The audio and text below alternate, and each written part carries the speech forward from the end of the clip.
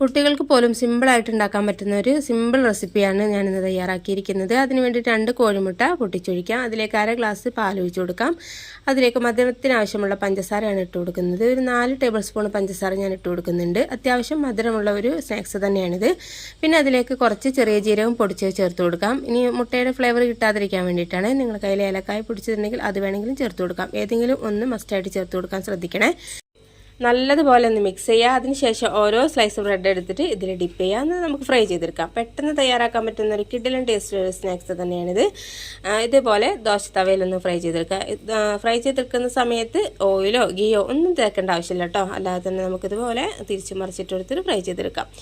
പെട്ടെന്ന് തന്നെ ഉണ്ടാക്കാൻ പറ്റുന്ന ഒരു സിമ്പിൾ ടേസ്റ്റി ആയിട്ടുള്ളൊരു സ്നാക്സ് തന്നെയാണിത്. ഈ ഒരു ഇഫ്താറിന് നിങ്ങൾ എന്തായാലും ഒന്ന് ട്രൈ ചെയ്ത് നോക്കൂ കേട്ടോ. ഇതുപോലെയുള്ള സിമ്പിൾ ആൻഡ് വെറൈറ്റി റെസിപ്പിക്ക് വേണ്ടിയിട്ട് വയനാടൻ ബ്യൂട്ടി ചാനൽ ഒന്ന് ഫോളോ ചെയ്യാൻ മറക്കരുത്. Okay, thank